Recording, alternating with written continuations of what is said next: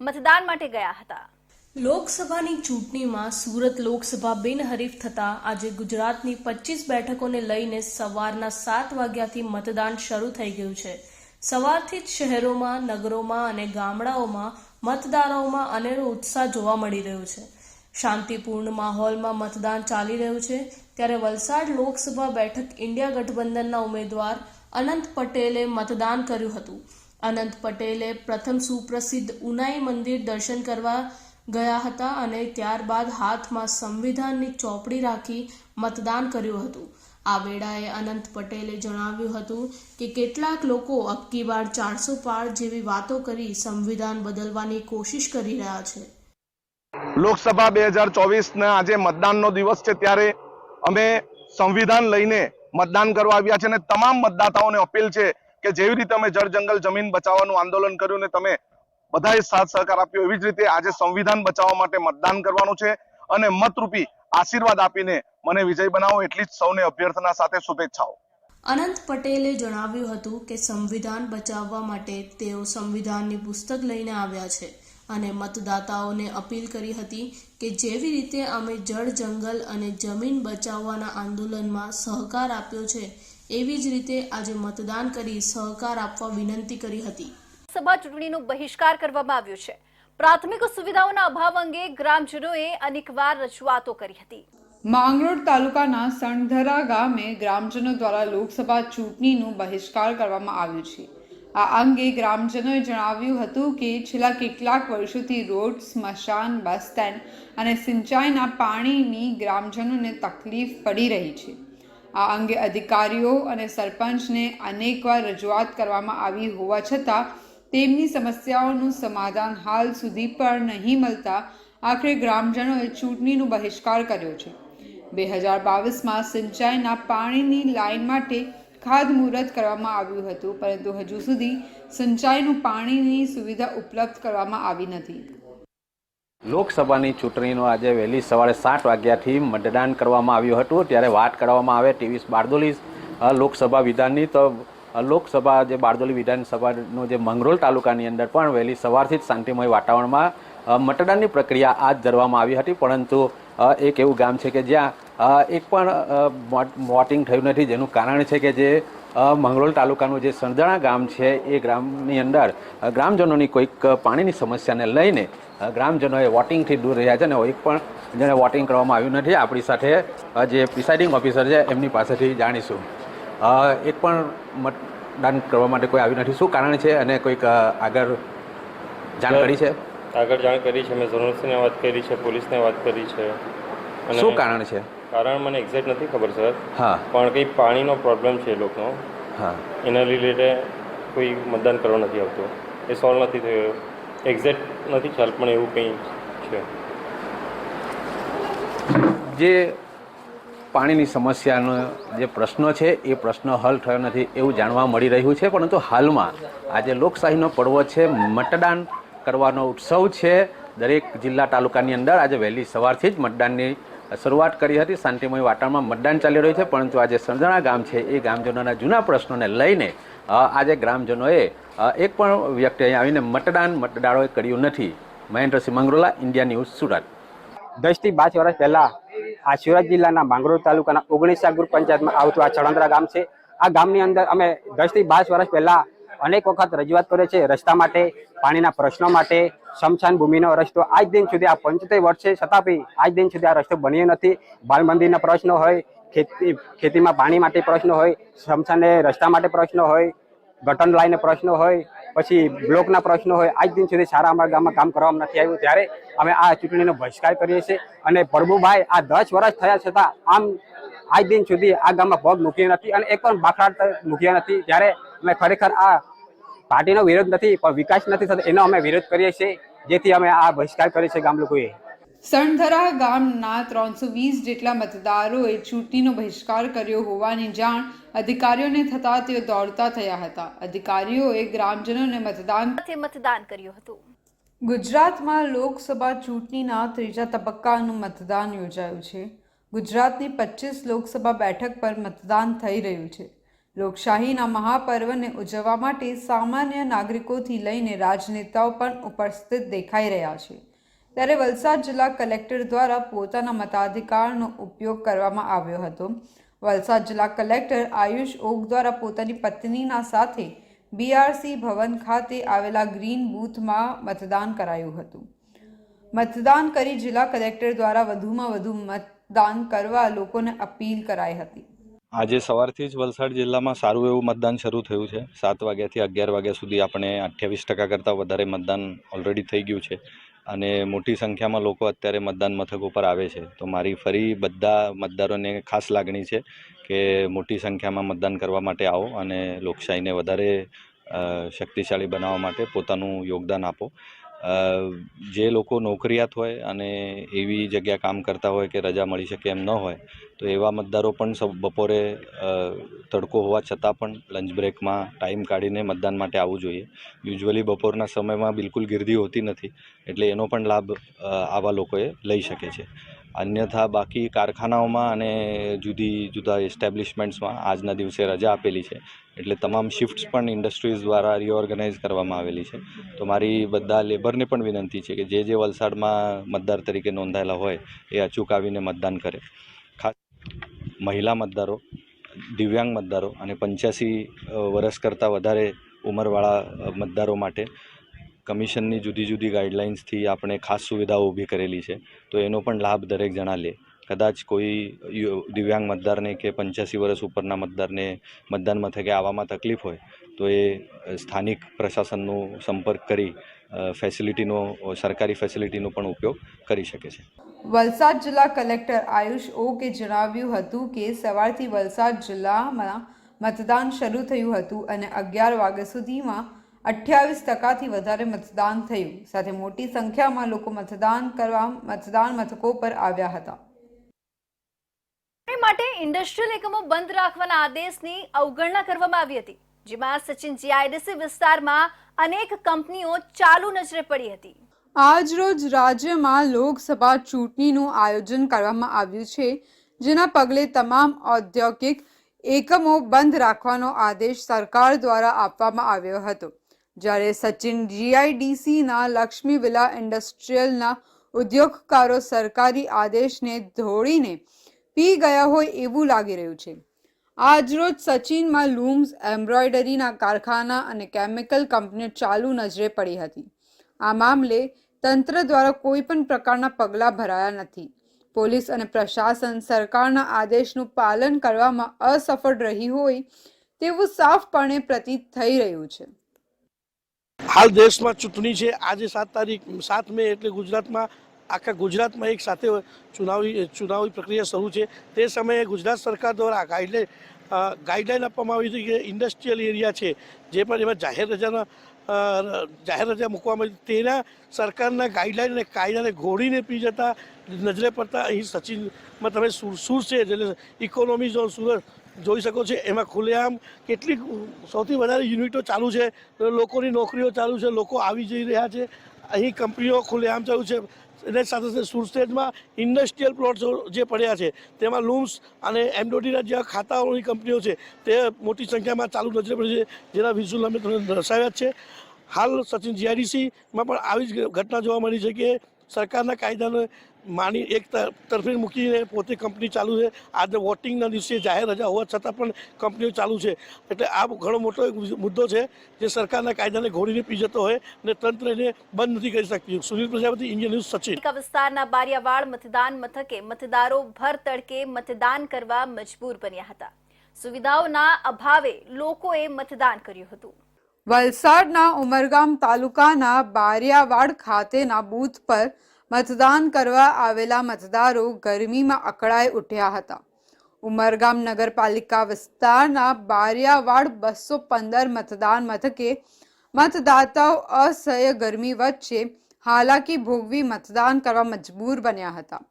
હાલાકી ભોગવી રહેલા લોકોએ જણાવ્યું હતું કે હાલ ગરમીની સિઝન હોવા છતાં મતદાન મથક ઉપર તંત્ર દ્વારા મતદારો માટે ગરમીથી બચાવવા કોઈ પણ પ્રકારની વ્યવસ્થા કરવામાં આવી નથી. લોકોએ આકરી ગરમીમાં પણ લાઇનમાં ઊભા રહી મતદાન કરી પોતાની ફરજ નિભાવી હતી. हम वोट देने के लिए आए हुए हैं यहाँ पर।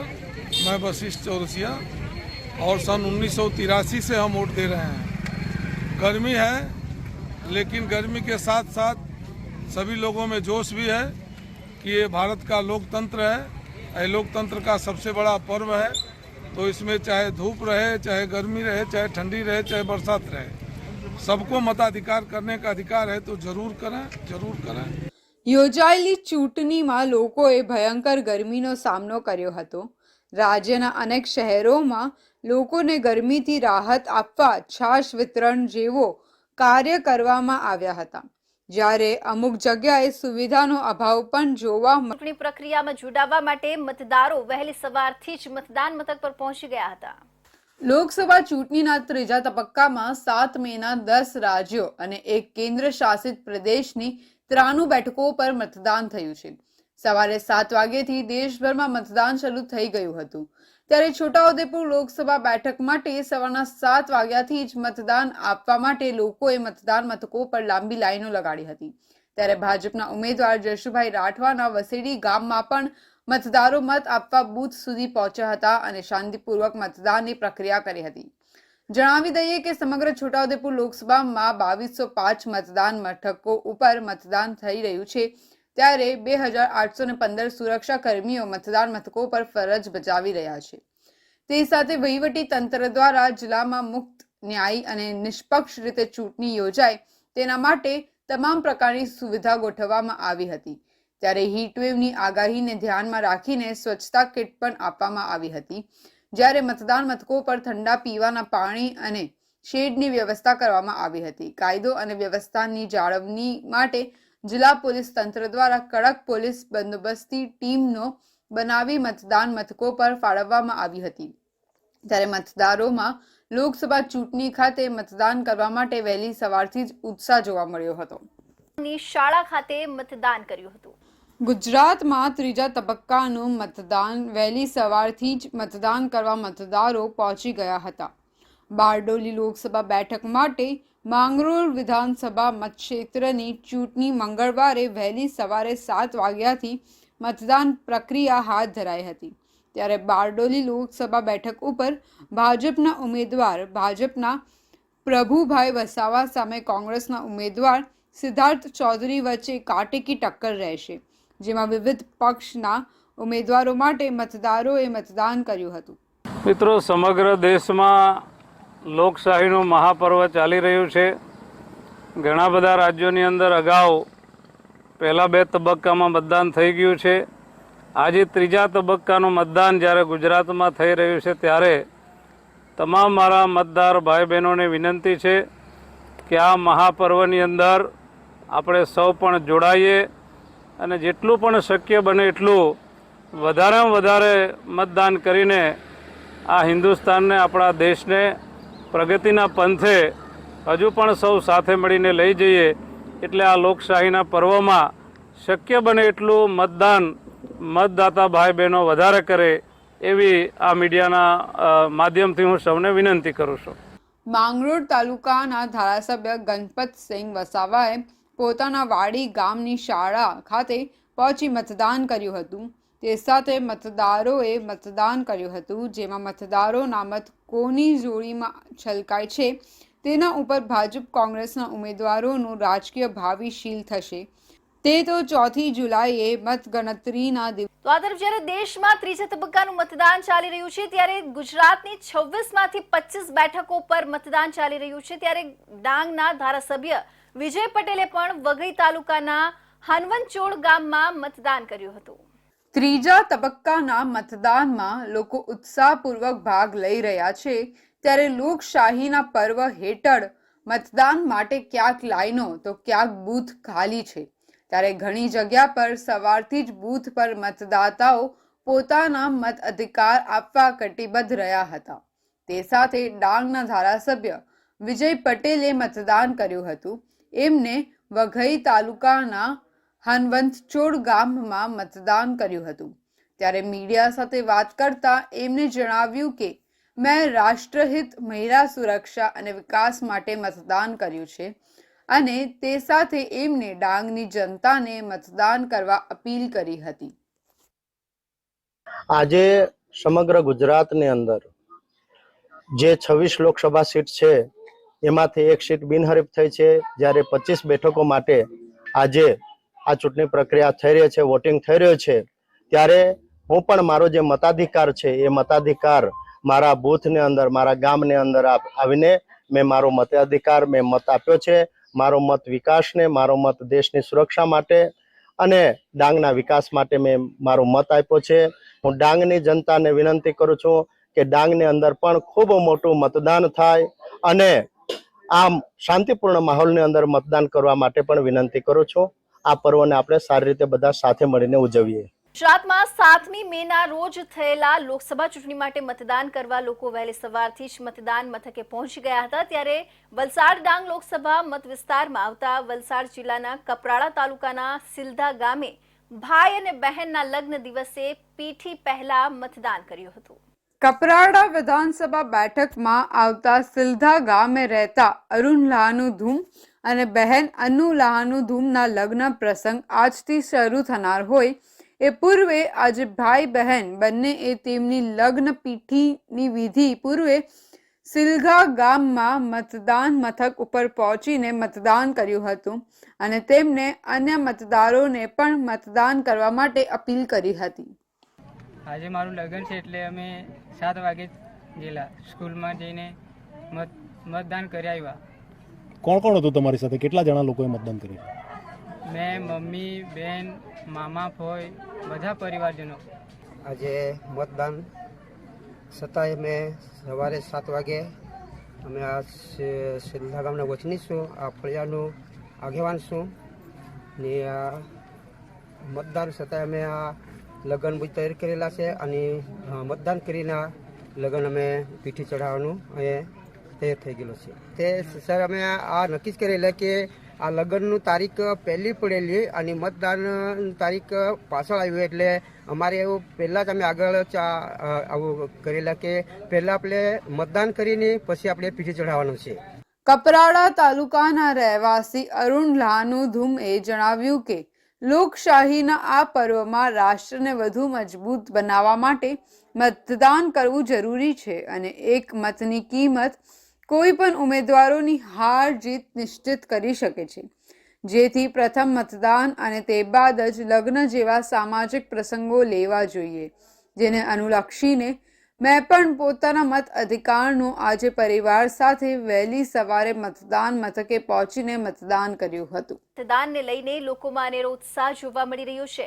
વહેલી સવારથી જ ઉમરપાડા વિસ્તારના વાડી ગામે ગ્રામજનો મતદાન કરવા મતદાન બૂથ પર આવી પહોંચ્યા હતા. લોકસભાની ચૂંટણીને લઈને ગુજરાતની 25 બેઠકો પર આજે મતદાનની પ્રક્રિયા ચાલી રહી છે.